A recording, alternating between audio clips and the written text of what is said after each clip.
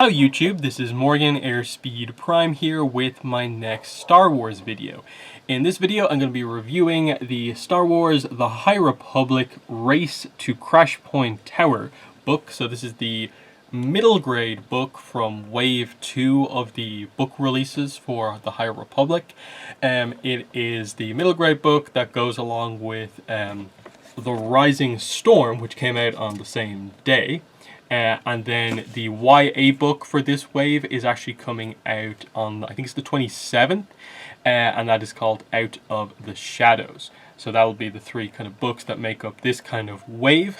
Wave 1 was, the middle grade book was A Test of Courage. We had Light of the Jedi as the main book, and Into the Dark as the YA book. So this book has a bit of an interesting relationship with The Rising Storm, because if you've read The Rising Storm, which I probably would recommend, this first, then this, the events of this book get referenced in this book. At a certain point in the attack on Valo, the comms go down, and none of the Jedi can communicate with each other, so they can't really organize their sort of counterattack. And then, all of a sudden, right towards the end, the comms come back online. The Jedi are all able to sort of call in and communicate with each other. And it's revealed that this was facilitated by the main character within this book, Ram, who you can see there on the cover. He was the one who brought the comm tower sort of back online, connected everyone back up. And so this is the story of that sort of background incident that led to, I suppose, the comms tower going down in the first place, it being brought back up, and just what was going on, on the other side of the battle that we didn't really focus on in this main book. So it's a kind of important plot point. It also delves a little bit more into the whole Drengir on Valo plot point, which is literally just mentioned in like one line of dialogue in Rising Storm, but it's actually covered here in that Ram is the one who discovers the Drengir on the planet in this book. So all that's really, really cool. But there's also a quite heavy connection, I suppose, with this book to the IDW High Republic comic series, High Republic Adventures, because the other character here, Lula here, she, I believe, is more or less the main character of the IDW comic series on the Star Hopper with Yoda and the other group of Padawans. So she's in here too to sort of kind of cross over. I will say straight away that the only thing in High Republic that I'm not particularly familiar with is most of the comics. I've read the first 3 issues of the Marvel series, the main High Republic series, but I haven't read any issues of High Republic Adventures. I have a rough idea about what happens in it and how it links in with some of the stuff in like Rising Storm and so on, but I haven't actually read it specifically, and that made for a bit of an interesting experience in that this was my first time meeting Lula.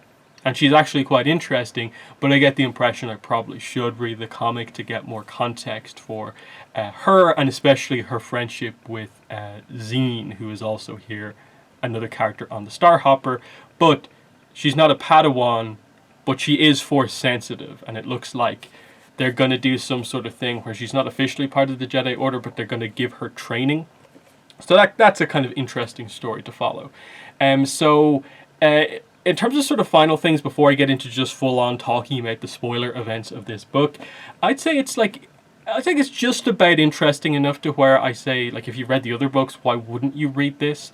I think, again, it's more character-focused than plot-focused, but there are a few interesting tidbits of information that I think are worth, definitely checking out. I will say, the other thing is that, like, the previous book, A Test of Courage, is much longer than this. This is only about 190 pages. The previous middle grade book was like 350 pages. And considering that there's, there's not a ton of text on each page, you get through something like this very, very quickly. The other point I'd make is just that the actual physical copy is quite expensive. $14.99 is the retail price. I did get it for cheaper online than that, but it just means it's kind of expensive for what it actually is. So there's there's that as well. But yeah, like I liked Ram well enough. I don't think he's one of the like absolute strongest new characters we've been introduced to. But as a character who's more focused on the sort of tech side of things and has like an interesting personality in terms of like not particularly like being the most sort of like social, I suppose, with people, and more sort of into talking with droids and mechanics, that is an interesting character to me, and where they go with him, I'll be happy to see him again. So it definitely didn't, I think, have the same impact as the first middle grade book, A Test of Courage, with the introduction of Vernestra, who to me is one of the most interesting characters in the High Republic, and a lot of those dynamics with like Imri and even some of the minor characters there. This definitely felt like it needed the support from, you know, the comic characters coming in, but we'll get into it. So yeah, at the start of this book, it seems like we have sort of dual plots. We have Ram on his own on Valo because he is a Padawan who resides at the Jedi Temple on Valo. Valo, of course, being the planet where the Republic Fair is taking place, and Valo, the Republic Fair, is where the big attack comes in the Rising Storm. So the start of this book obviously is set before the attack comes in, but we basically jump straight into the Nihil beginning their sort of scouting raids just before they attack. So Ram sort of realizes something's going on. He heads out on his droid, who he has modified with some sort of speeder parts so he can sort of hop on the back of it and head out. He gets into his first, I suppose, real piece of adventure conflict. He kind of describes it as like it's his first time like drawing his lightsaber in true combat to deflect blaster bolts here. And basically it's just a small scout ship that drops off something at the base of the comms tower, Crashpoint Tower, and more or less they leave after that. He defends it, no one gets injured, no one gets hurt, it's just they left something behind and fled. He thinks he's done what he's needed to do, but you know, quickly realizes, yeah, he should probably tell someone about this. So the reason he was on his own to deal with this is because all the masters at the temple are more or less helping out with security at the fair. So he's been left at the temple, so he hasn't been like given security clearance to go into the fair. So the reason he ends up in prison in the Rising Storm is because he tries to basically like infiltrate the fair to get in contact with his master, but he gets caught by the guards and put in jail. Next to Ty Yorick, of course, from the Rising Storm. So that's where we catch up with that kind of crossover moment between the two books. But while all of that is happening, we have Lula, Zine, and you know some of the other characters on the Starhopper. Not Yoda. Yoda's not in it. They are heading to the planet. What's the name of it again? It's something 4.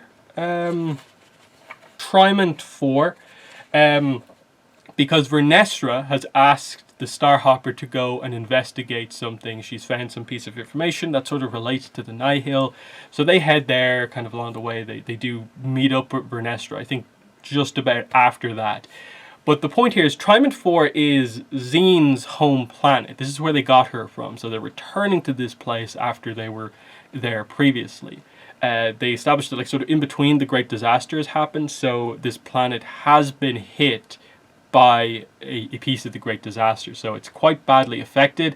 The planet hasn't been like completely wiped out or destroyed, but it's been quite heavily devastated by that Nihil attack.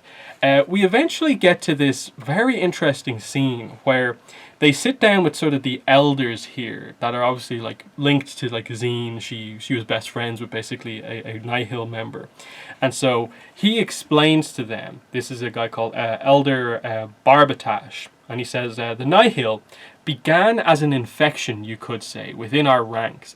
And when we cut off the affected area, instead of dying, it grew. It grew and spread and became many different things. Chaos, but everything must return to its source, you know. Everything must return to its source. He says, Elder Tromac was with me in the old days of our tradition. He carries with him knowledge that most didn't even know to look for. What knowledge? The location of a very powerful weapon, something that could change the galaxy forever. And that's more or less it. They really leave it as like a pretty major tease here, but I'm pretty sure that what they're referring to there is the Great Leveler from The Rising Storm, which links into sort of the history of the Nihil, which I believe, as far as we know, it's like it was pretty much just a bandit group until Marchion Ro's father stepped in and linked them with whatever was going on from this planet and this group that is ancient, basically, that knows about these things. They seem to be anti-Jedi, which I suppose maybe links into the whole Marchion Ro situation with him also not liking the Jedi and the potential Sith connection that's going on there. So again, it's subtle. It's only like a page or two in the middle of just a plot point that sort of, I suppose, is stemming on from the comics into here. Teasing more about where exactly the Nihil come from. How do they change from this into Ro beginning to make them into something much more important and impressive. But eventually, you know, they meet up with Vernestra, and we get this really cool dynamic between Lula and Vernestra, because they're about more or less the same age. But obviously, Vernestra is a knight already, has passed her trials, has a Padawan of her own, and is extremely capable, really good at like leading, being in command, and as we see, is actually very wise as well for her age. Whereas Lula just feels like, she almost feels like jealous meeting her for the first time, but then realizes that she's actually really nice and kind, and is a good leader, and is in some ways better than some of the other masters, because Vernestra just lets Lula, like, you fly the ship, I'll let you do this, like, really involves her in anything and everything. So they actually end up getting on quite well. But there's a few interesting kind of fun moments of, like, when she meets her for the first time, she sort of panics because she's so, like, almost she's so taken aback by, like, this really famous, you know, young Jedi kind of, and she's like, Master Ro, and Vernestra's like, no, you can just call me Vernestra. So that was very fun, that interaction. But eventually we get to the idea of, like, she asks Vernestra for some advice. Vernestra does have to sort of pry it out of her, but Lula goes on about how she feels that she's struggling with the idea of, like, attachments. She feels that she's just always attached to everything. She wants to save all of her friends at all times, and she's worried that that is going against, you know, what the Jedi are about. And Vernestra, I think it's a really interesting back and forth here. I love the way this is written. It's one of the best written parts of the book. Vernestra says balance. Being a Jedi is about balance. Balance of the Force within you, the Force in the wider world, balance of the Force as it flows through us.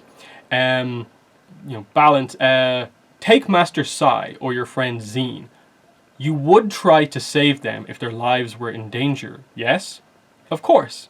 So that's very simple. But a stranger or an enemy even, you would save their lives too, or no? And Lula says, I would, yes, especially if they weren't trying to kill me at the time. Vernestra says, smart answer, but you don't care about them, right? And yet you'd save them anyway. Why? Because I care about life and light.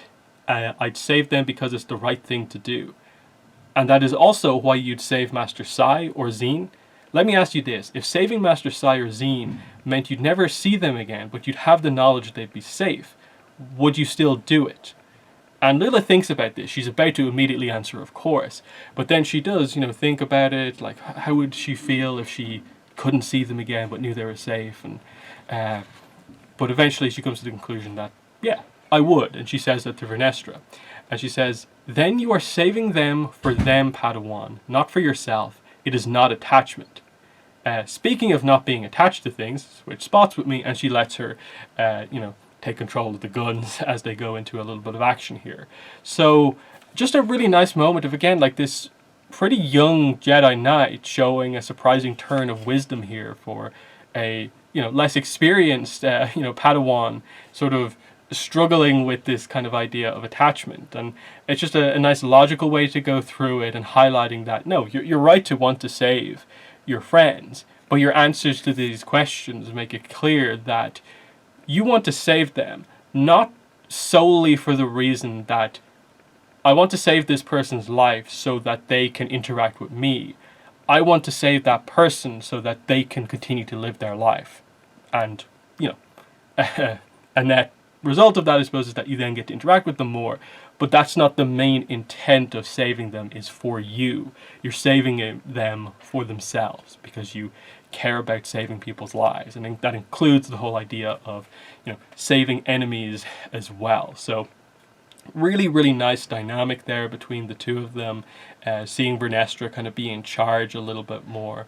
Really cool. Now, of course, they still get across the idea that her weakness, I suppose, so far that we've been presented with, is that she's not the strongest pilot, or at the very least, kind of like Anakin, has a tendency to really abuse her equipment. So she tends to kind of crash most of the ships that she uses, pushing them to their limits. So, you know, I want to see more about Vernestra, to maybe see what her maybe true flaws actually are.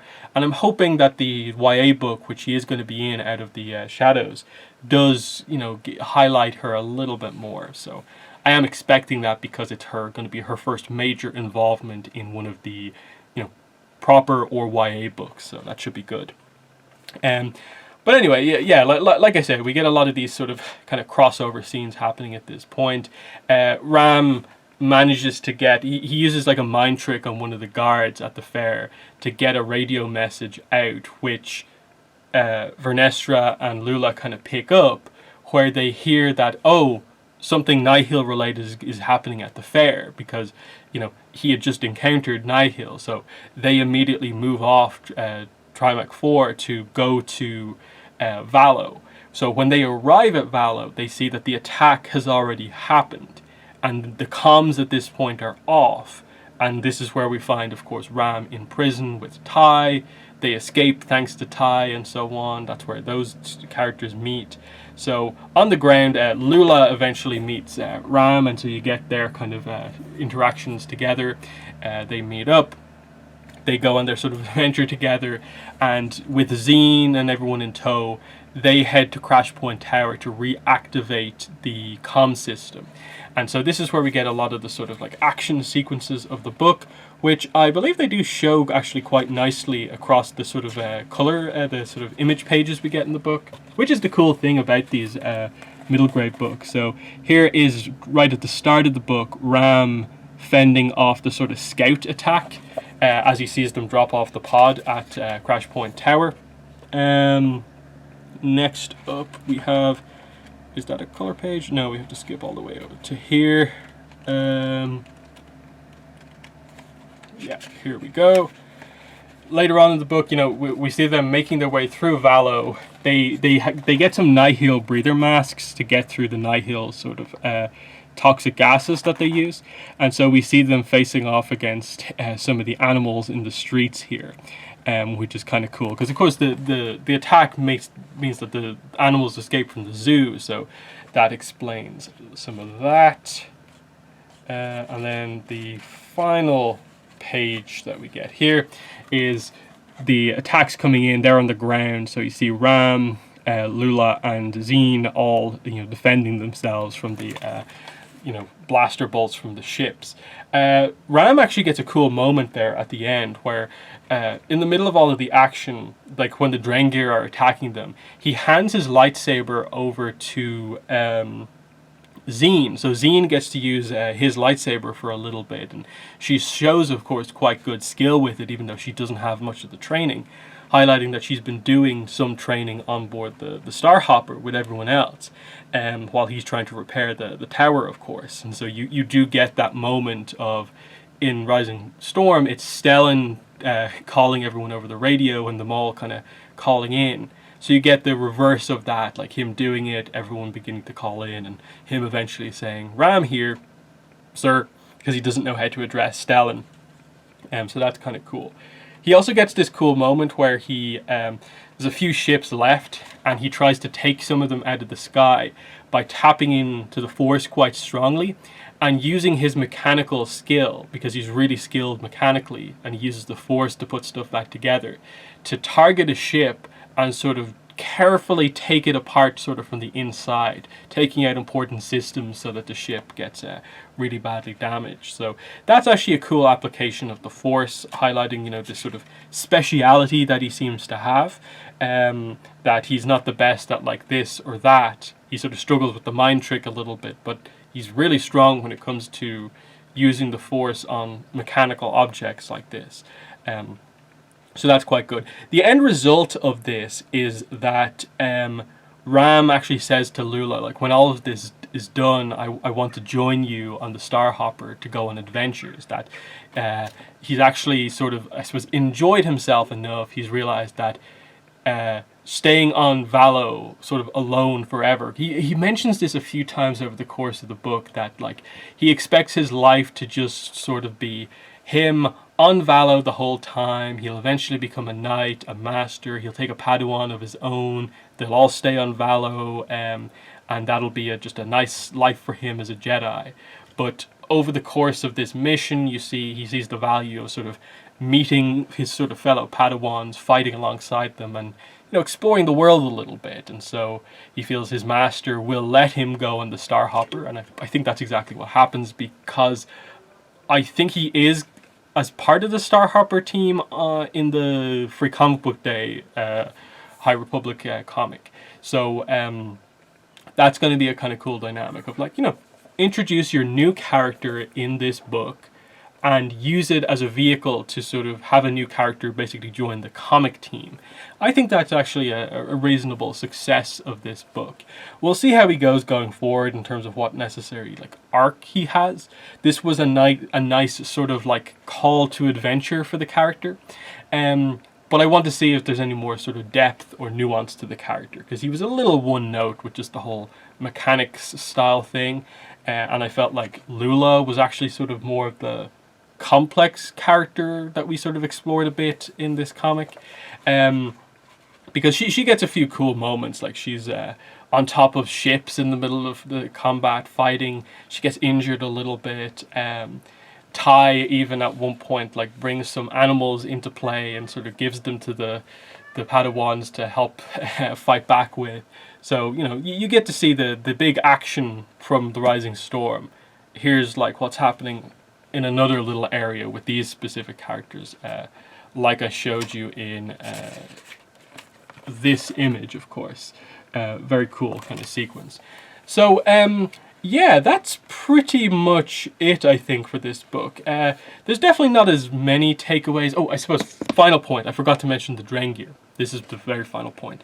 So the way the Drengir are covered in this book is, like I said, at the start, the little sequence where Ram encounters the Nihil Raider, they drop off some sort of a pod at the base of the tower.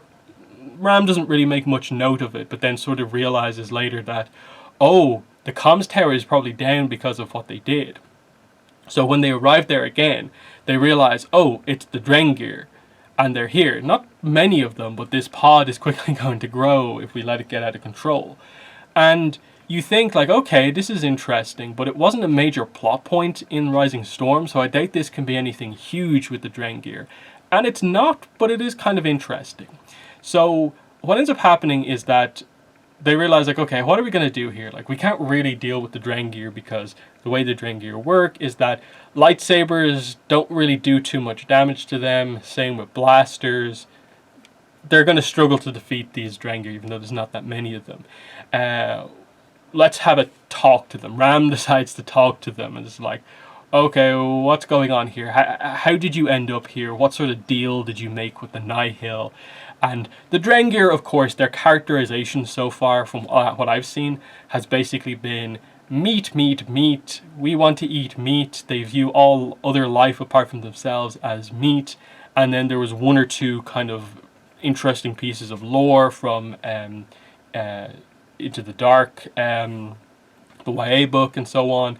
Here it's roughly the same, but the Drengir do explain that they made a deal with the Nihil where, like, they would keep the tower comms down, destroy it, and defend it in exchange for basically getting all of the meat on the planet. They also, again, clarified that Drengir eat alive things, so they don't like to eat things that are dead. They don't consider that meat. They only consider it meat if it's still living. Whereas Ram makes the point that the Nihil have broke your deal because look at what's happening around here. They're killing everyone. They're killing all of your meat. They've broken your deal. What are you going to do? And so the Drengir are kind of like, the meat is right. The Nihil have broken our deal. We'll stop doing what's going on here and we'll attack the Nihil. So the Drengir are sort of key to actually taking down some of the straggler ships that everyone is dealing with here. And then they grab one of the ships. They just get inside one of the ships and fly off the planet. So this little group of seedlings, Drengir, they get away. And that's really all the involvement that there is here with them. So that, I suppose, is how sort of Valo is saved, I guess, from a Drengir infection. But again, it's this idea of like, oh yeah, the Drengir, like, we see them as this sort of threat that is just a mindless plant thing. But no, they can fly ships. Not well, but they still get off world here. So it's a bit of a Halo kind of flood situation here of like a very different angle on it. But I'm waiting to see what's going on here because, of course, Into the Dark got across the idea that there's a Sith involvement somewhere in the past with the Drengir about how they were held captive and so on. So I want to get back into that. That's going to be exciting to learn more about the Drengir. But yeah, like I said, overall, fun book in terms of Ram is a solid character, but I definitely want more out of him. For me, it was my first interaction with the Starhopper crew for the most part. They actually seemed like really fun characters, and that's a comic I definitely would like to check out. A little bit of interesting Nihil sort of backstory presented here.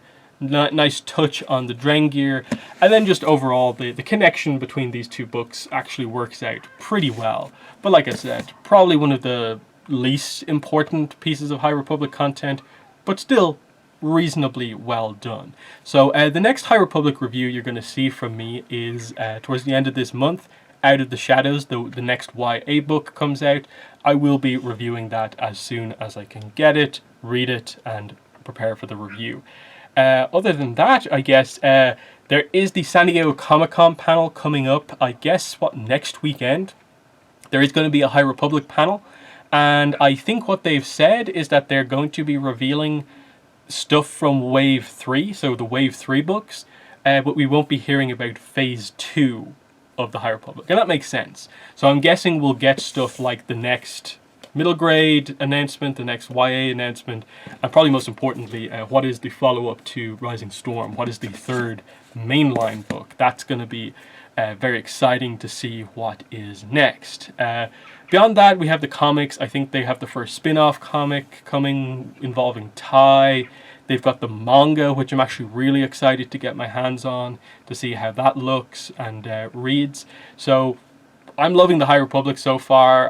All the different media it's covering. Most of the characters I've really, really liked. You know, so it's definitely 2 thumbs up for me on pretty much everything High Republic so far. Definitely some of the best Star Wars books we've had in a long time.